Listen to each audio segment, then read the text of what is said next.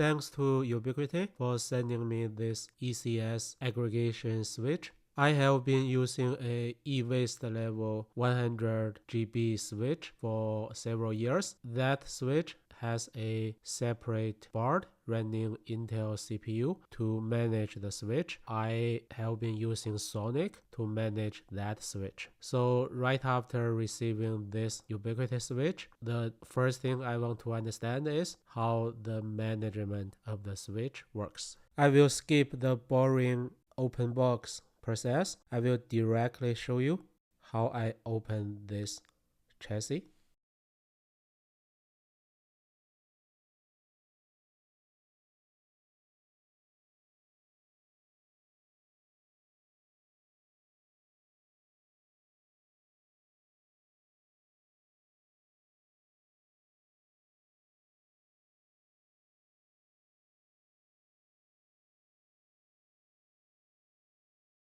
As expected, this switch also has a separate PCB, and later we will find out what's the CPU architecture from the command line. But for now, this is the hardware. And interestingly, on the switch board, there is a mysterious RJ45 part. Later, we will see it in command line as well. Let me SSH into the switch. You may know for regular UniFi switch, there are normally two ways to enter CLI mode. For the older ones, you can telnet.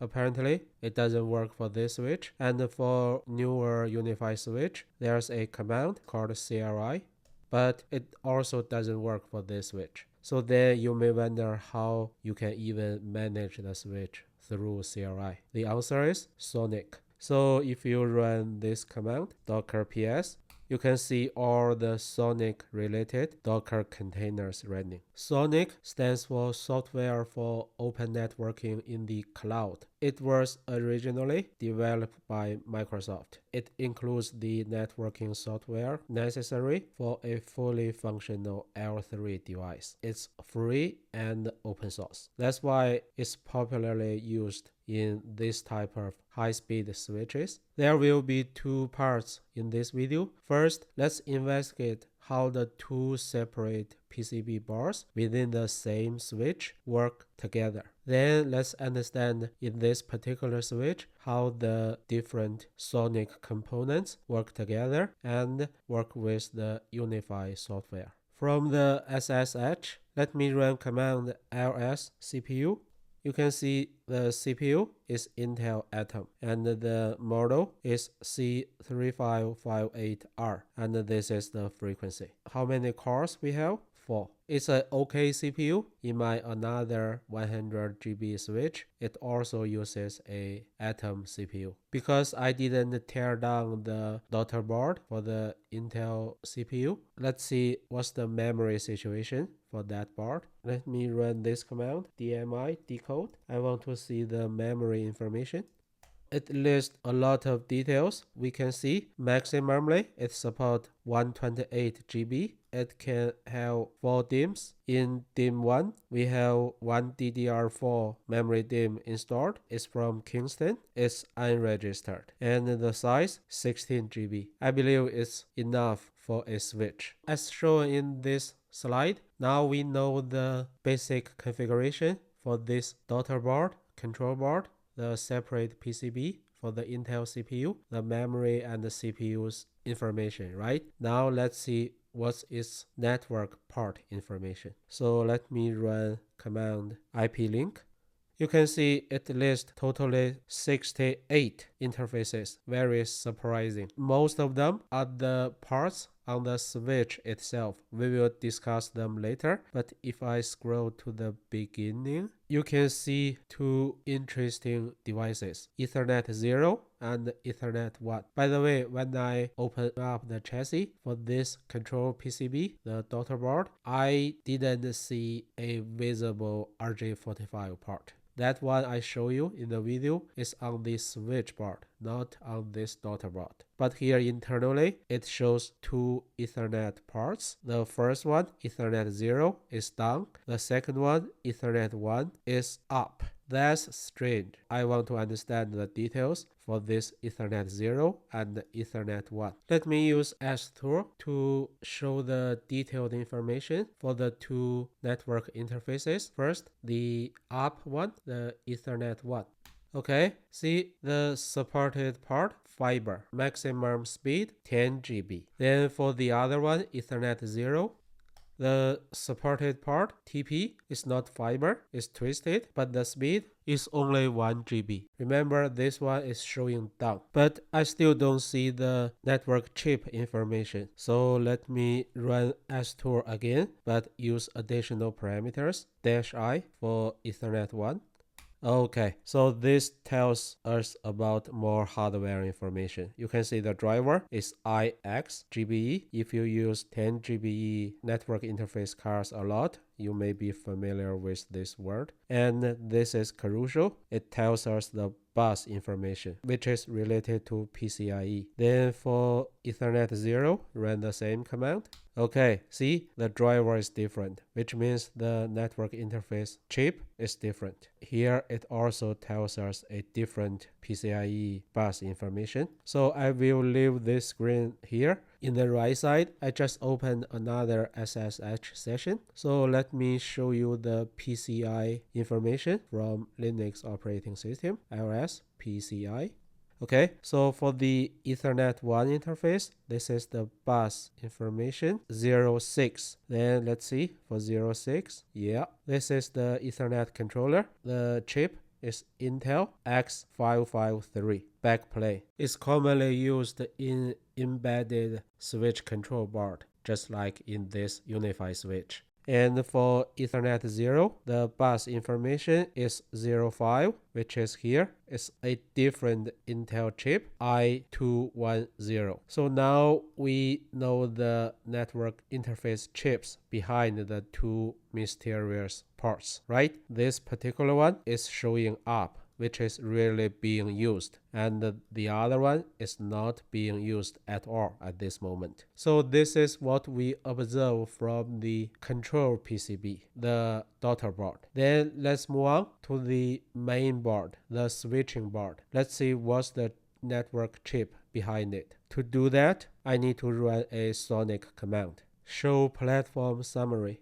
It tells us the platform information. x86 64-bit is using Marvell chip, and this is the detailed model. Then let me run another SONiC command to show the network interface information.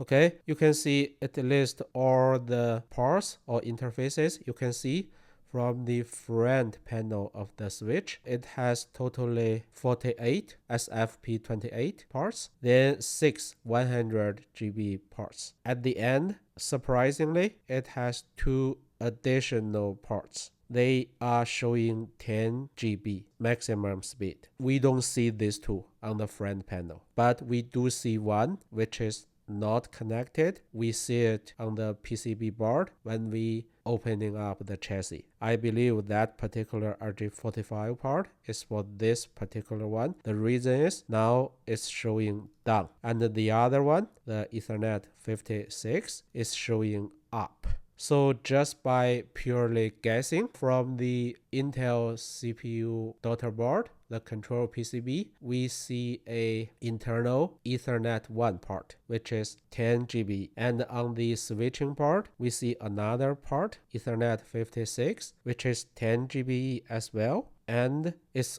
also showing up. We can relatively safely guess these two are related, internally related. Let me show you the network chip information again for Ethernet 1, which is on the Intel control PCB. It does have hardware bus information. However, for the one which we suspect is related to this Ethernet 1, but it's on the switching board. The name is Ethernet 56. Let me run the same command for Ethernet 56.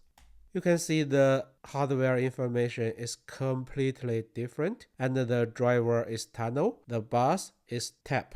If the driver is tunnel, means this interface is virtual. It's not directly controlled by this control PCB. My theory is it is really controlled by this switching PCB, and this Intel control PCB only runs a tunnel driver to connect to it. And the purpose for this Ethernet 1 part on the control PCB is completely for management purpose. It has nothing to do with the switching functionality of this switch, and is even not related to the L3 functionality of this UniFi switch. It's only for management. One reason that makes me think that way is, let me show you the IP address information for the switch. See, it has a BR0 in a UniFi gateway. If you see BR0, normally that means it's for the default network, right? In this switch, BR0 is only a bridge for the VLAN 10. Why VLAN 10? From the UniFi network controller, you can see I have two switches. Only for this ECS aggregation, under setting, I set the management network to VLAN 10 just for this testing. The BR0 bridge is for VLAN 10 only. In the available IP addresses, you even cannot find the bridge for the default network. If you want to see the bridge information for BR0, let me write BRCTL show. So you can see for BR0, it only has one interface, which is Ethernet 1. Let me do a simple testing. In the lower part of the screen, I have two separate Linux virtual machines. In the left one, I have two sessions SSH'd into the switch. So in the left side session, let me run TCP dump for the interface Ethernet 1, and I'm only interested in ICMP.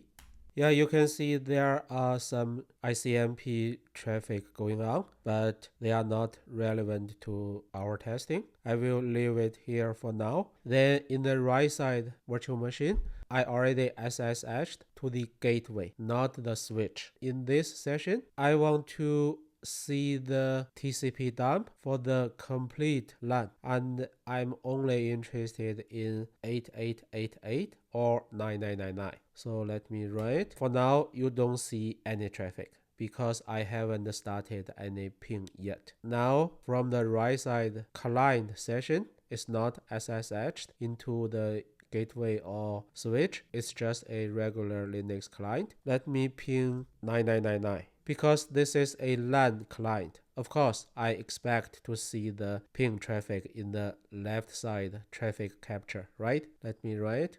Yeah, I do see them. But in the left side session, you see, for Ethernet 1, we don't see such traffic. That's one side of the evidence. Remember, I said the Ethernet 1 is only for management. Of course, we don't expect to see the regular client traffic, right? Then in this particular session, this is another SSH session to the switch. So let me run a ping command against 8888. Let's see what will happen. See, on one hand, for the Ethernet 1 network traffic capturing, I do see the 888 traffic. On the other hand, from the whole LAN traffic, I also see them. In this session, I see both 9999 and 8888, right? This is another evidence. If I do anything from the switch itself, for example, this ping session, the traffic will appear for Ethernet 1 because it's for management purpose. But if the traffic is regular client traffic, which is not related to the switch management purpose, it will not be relevant to Ethernet 1. I believe this simple testing proves my theory. I think we are done with the first part, which is about how the two different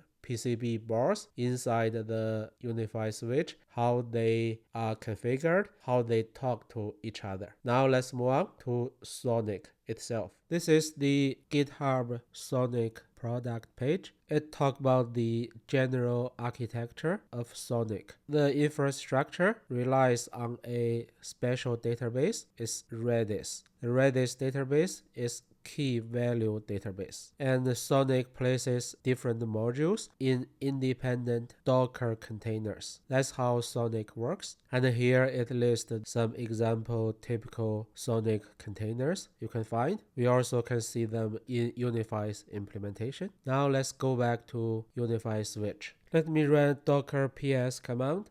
There are totally 13 Docker containers listed here. From architecture perspective, all these SONiC containers, they run in this layer. And under it, we have the Linux kernel layer. It has different drivers. For example, the platform-related drivers for fans, for power, for LED. It has network drivers, and then it has the ASIC drivers. For example, to communicate with the Marvell chip. And then in the lowest layer, we have the real hardware for fans, for transceivers, for ASIC. Different SONiC containers will communicate with either drivers in the kernel level or other SONiC containers. Let's go through them one by one. First, DHCP relay. Just by the name, we can understand it's for DHCP relay of the L3 VLAN setting. So in UniFi network controller, if I go to settings, networks, as you can see for this VLAN 20, I configure it to use this ECS-Aggregation switch as the router. And for the DHCP, I already configured the DHCP relay and set the DHCP server to this one. To see whether we can see the DHCP relay setting is implemented using SONiC, let me use the Redis database query tool. The tool is Redis CLI. I need to specify a node. So in the diagram,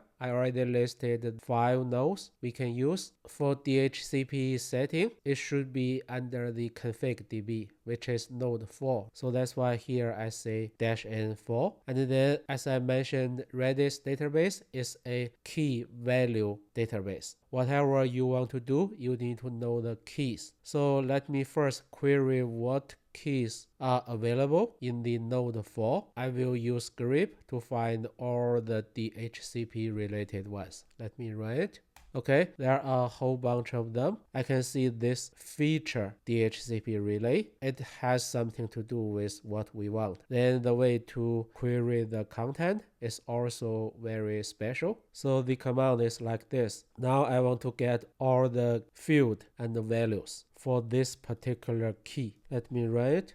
So the way to read the result is special. For example, this set owner is a field name. The value is local. And the state is a field name. The value is enabled. This is how you read the result. But from the result, you can see its general setting, just like the key name suggests, is for the feature. So it is not for the VLAN 20 specific setting. And then I also tried other keys. I won't show you in the video, but I cannot find what we set in UniFi network controller for the DHCP relay. The explanation I can think of is, see here, for UniFi's DHCP relay setting, all settings among all networks. It doesn't matter whether the network's router is this ECS-Aggregation switch or not. They have to have the same DHCP server setting. So which means UniFi has its own way to indicate the DHCP relay setting. It's not dependent on the switch type. To put it the other way, the SONiC DHCP relay feature in this ECS-Aggregation switch is not really related to what we set on the UI. Just to prove my understanding is correct, let me run this command. Netstat. Let me find all the DHCP server instances. Okay, you can see there is a process. It's called DHC relay. It is listening on port 67, right? Keep in mind here what we see has nothing to do with SONiC. is purely the UniFi switch OS level processes. So then let me show this process details. DHC relay. The command is run in this way. You can see the ID parameter, which indicate it will listen for DHCP discover request packets on this interface VLAN 20. And then the -IU means it will send DHCP offer acknowledgement from the VLAN 4040 interface. Both settings are purely related to general UniFi's layer 3 switch implementation instead of using SONiC. And in right side, you can see how the VLAN 20 interface is defined.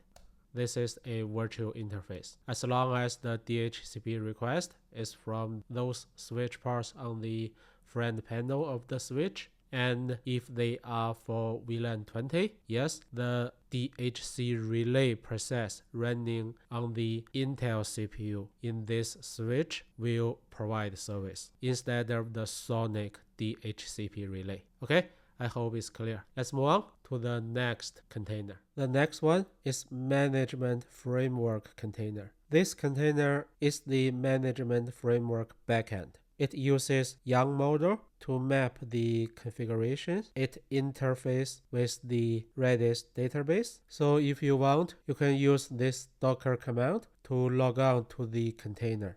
Okay, I'm in the management framework container already. For example, if you want to see the YARN models related files, you can cd to this folder. Then you have the files. We won't go into the details. From the data flow perspective, when you run a CLI, it doesn't really directly interact with the Redis database. No, in fact, it will first go through the management framework container, and the container will translate your command. This management framework will interface with the database. That's how it works.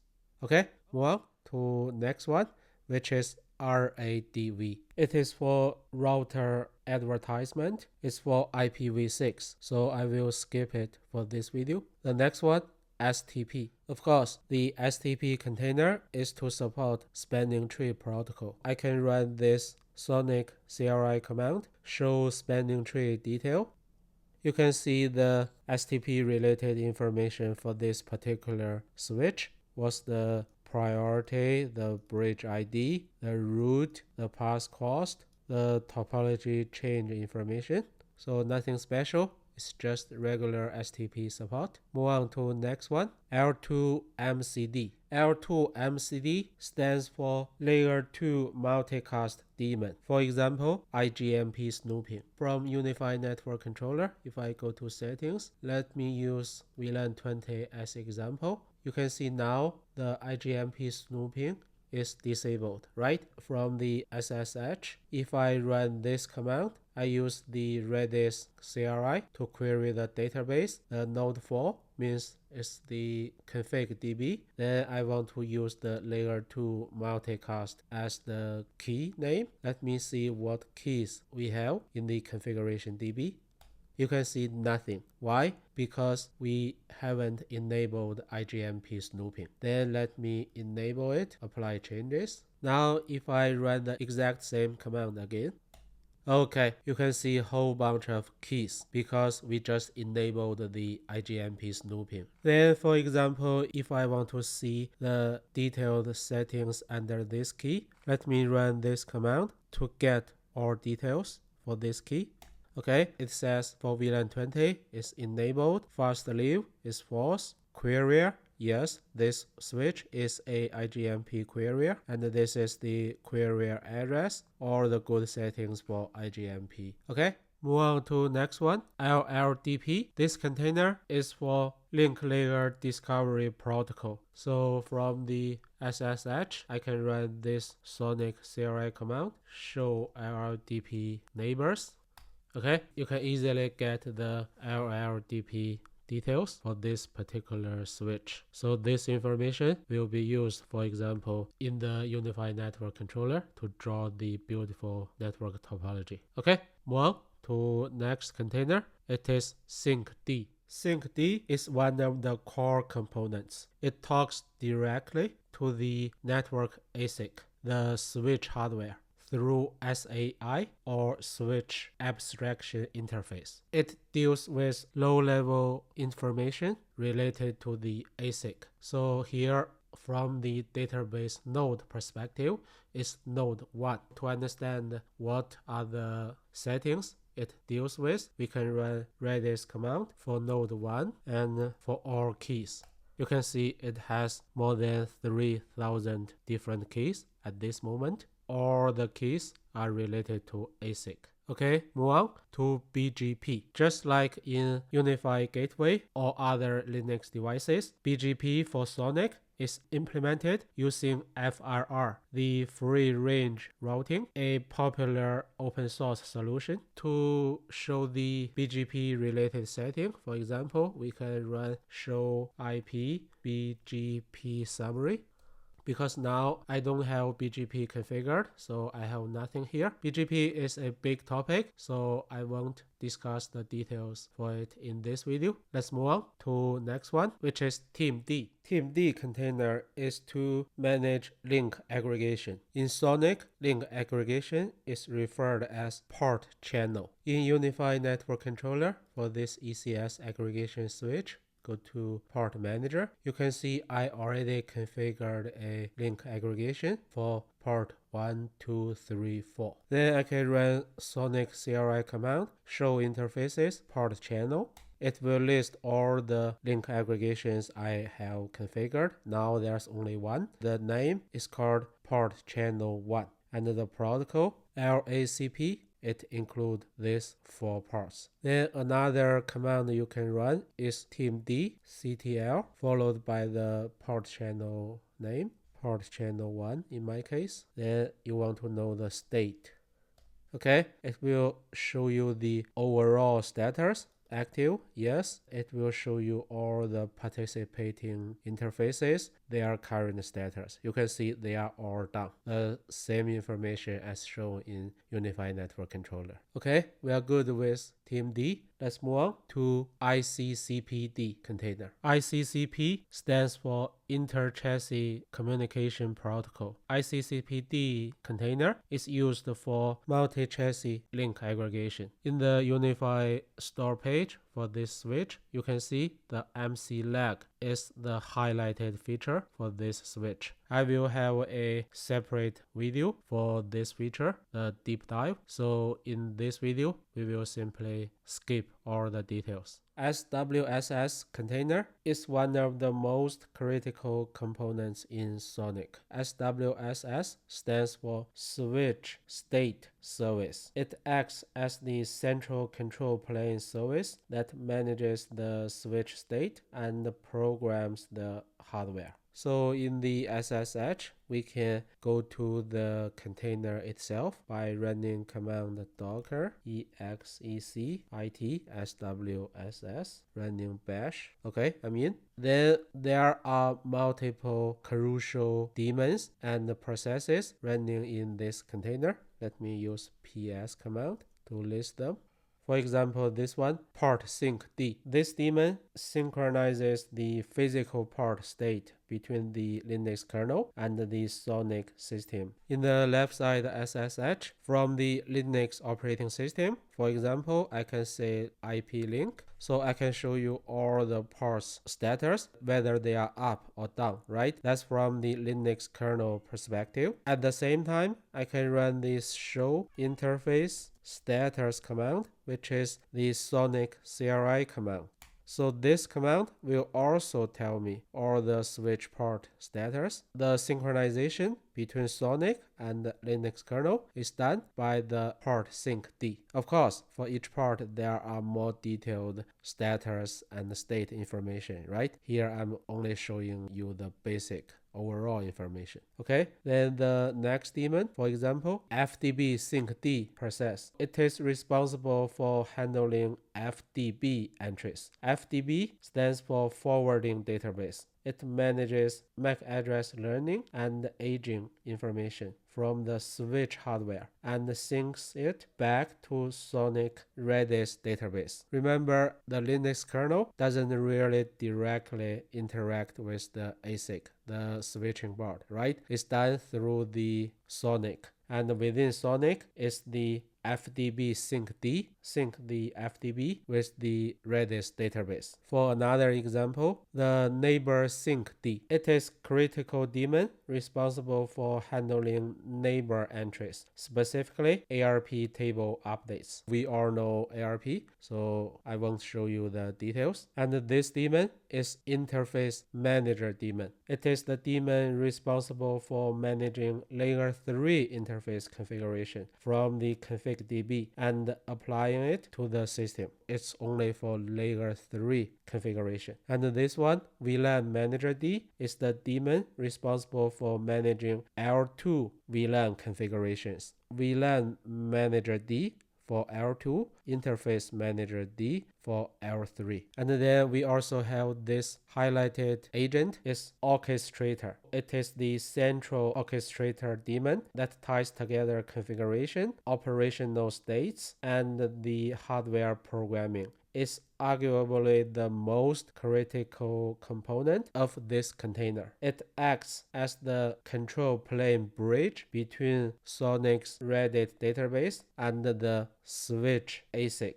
Let me show you an example using VLAN creation so that we can understand how these daemons and the processes come together. Let me first see the current VLAN brief information. Show VLAN brief. Okay, I have VLAN 1, VLAN 10, and VLAN 20. The same information as we configured in the UniFi network controller. Now let me add a new VLAN 30. Config VLAN, add 30.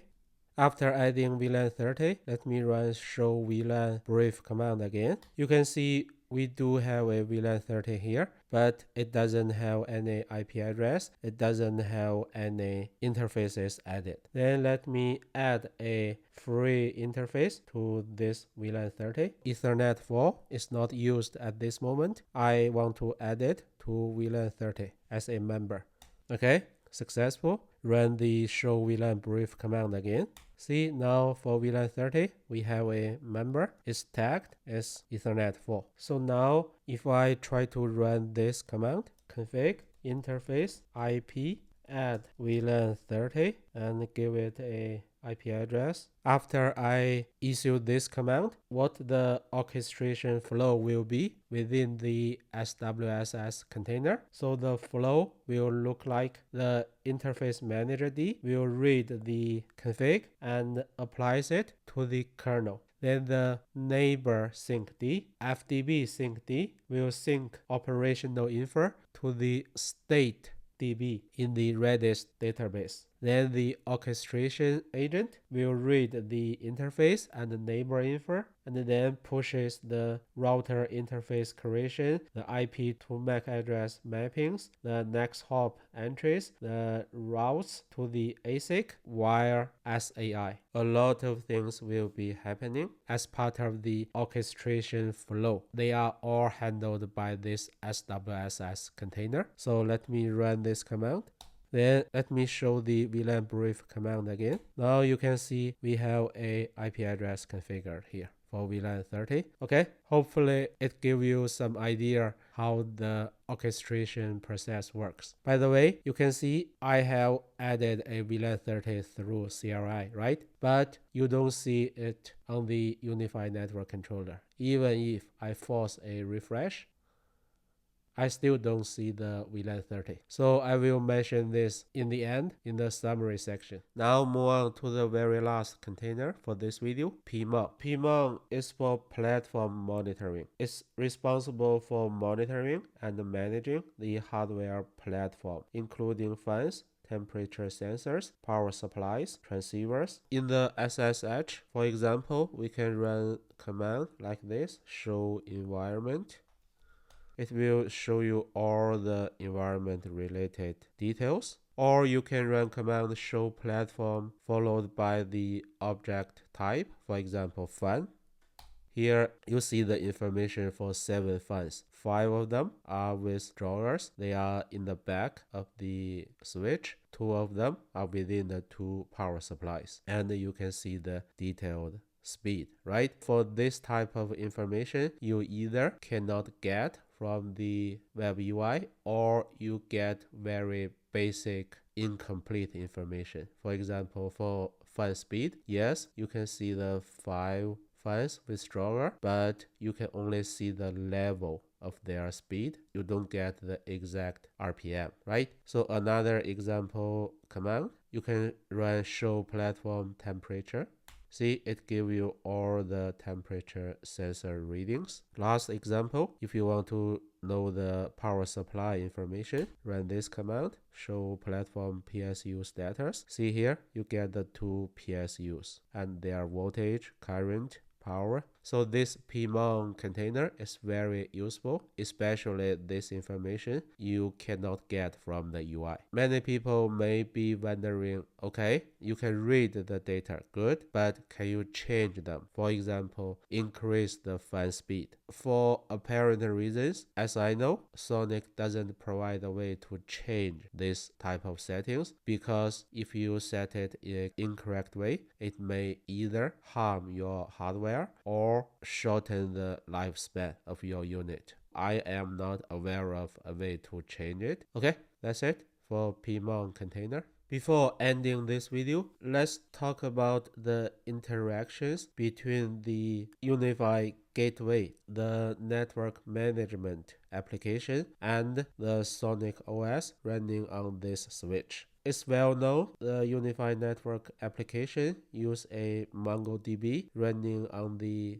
gateway to store all the configurations for all the managed UniFi devices. Also include the ECS-Aggregation. There's no exception. But at the same time, this switch is so powerful, it runs SONiC. It has its own SONiC database, the Redis database, for its own configuration and the states. Based on my observation, between the MongoDB and the SONiC Redis DB, the synchronization is not bi-directional, which means if you do the configuration through the web UI, of course, the changes will flow to the switch. However, if you do the configuration change through the SONiC CLI on the switch, it will not flow back to the UniFi gateway. It is not surprising at all, because for other UniFi switches, it works in the same way. As you know, other UniFi switches also support CLI. You can also do some changes, but they won't survive reboot. Why? Because the changes are not synced back to the UniFi network application, right? It works in the same way for this new switch for SONiC OS. So which means even though SONiC OS provides a powerful architecture and the CLI, unfortunately, you cannot fully utilize them. The official way is still do everything through the network application. Of course, it's not an ideal situation, especially for many people like me who prefer CLI.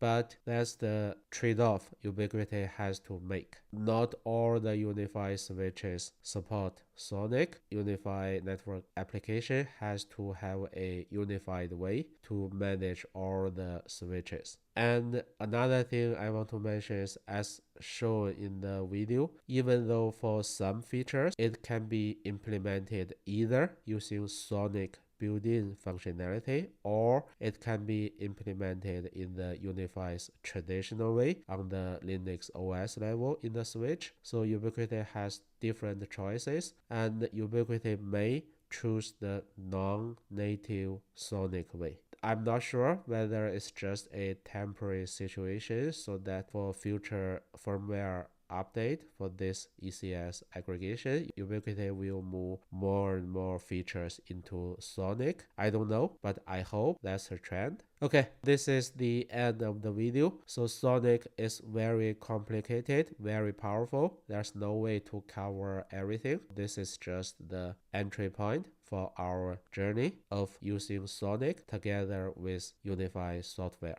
Okay, thanks for watching.